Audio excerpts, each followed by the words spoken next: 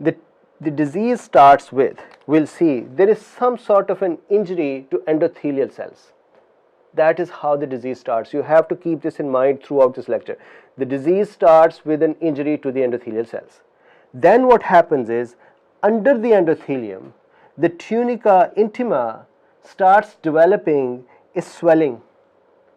There is some gooey stuff, there is some lipidy stuff, there is some bad stuff that starts accumulating here. Just imagine a pimple and the bad stuff in there. So we'll talk about it, that what is that bad stuff and how does it come in. But the vessel starts swelling inwards. Now what happens is, as that plaque develops, we call it plaque, as that atherosclerotic plaque develops and swells and becomes bigger, it can reach a point where we say it has matured. It has become a matured atheroma. And if you see here, I put a blue layer. This is the cap, fibrous cap of the atheroma.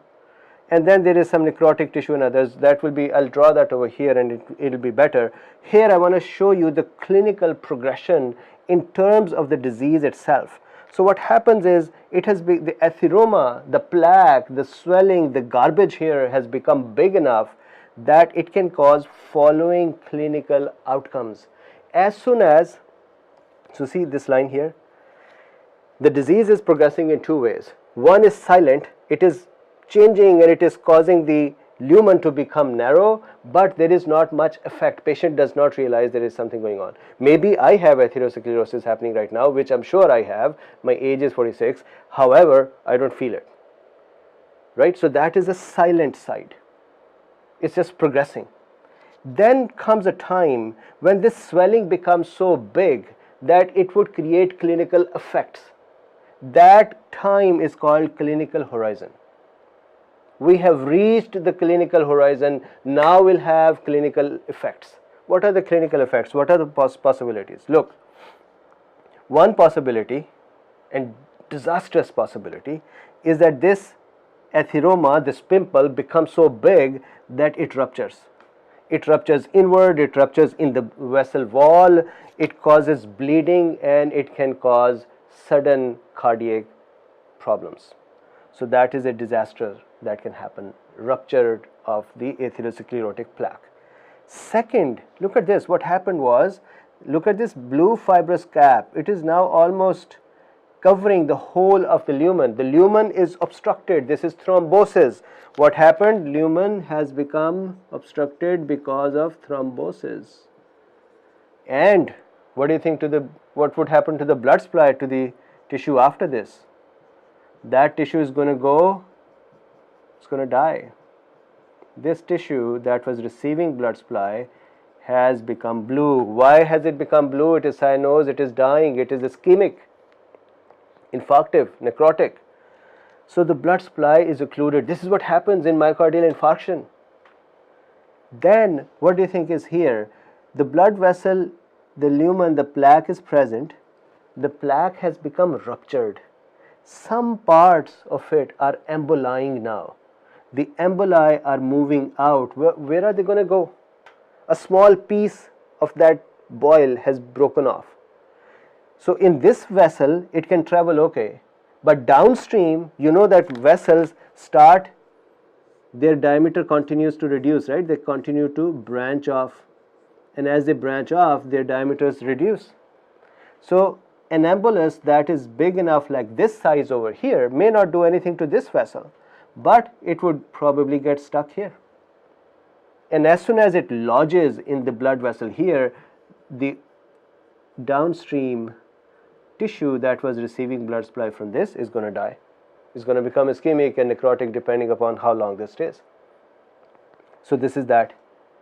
So thrombosis can happen, embolism can happen, rupture can happen, and then the most common thing, stenosis, can happen. So now please remember this.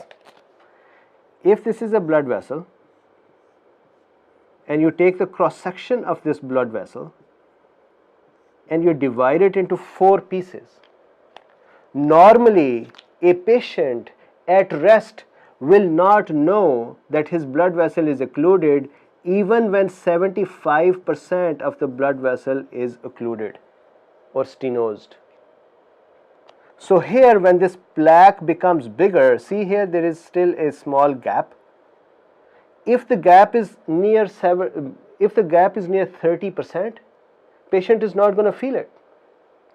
Yes, it is possible that when patient starts doing exercises, all of a sudden he says, oh man, I got chest pain. What happened? Now the extra demand by the heart is not met because there is not enough flow. Why? Because there is a stenosed area. So stenosis will reach clinical horizon normally when the stenosis is more than 70-75%. Normally 80-90% of stenosis is where the patient actually starts feeling angina pectoris or starts feeling the effect of the ischemia. Now what happens is, it is possible that this can lead up to angina pectoris, that is stable angina. The patient has it when he does exercises and when he goes at rest, oxygen demand lowers, patient is okay. Or it becomes unstable angina where this plaque sometimes just moves and creates more stenosis versus less. That is an unstable plaque, which is really dangerous. It can convert into myocardial infarction anytime.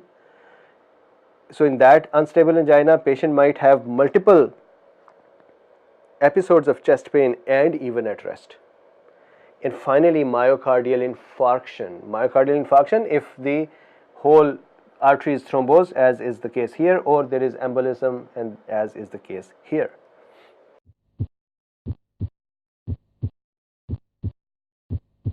Guys, thank you very much for watching this video. Make sure that you like and subscribe, and if possible, share it with your friends as well.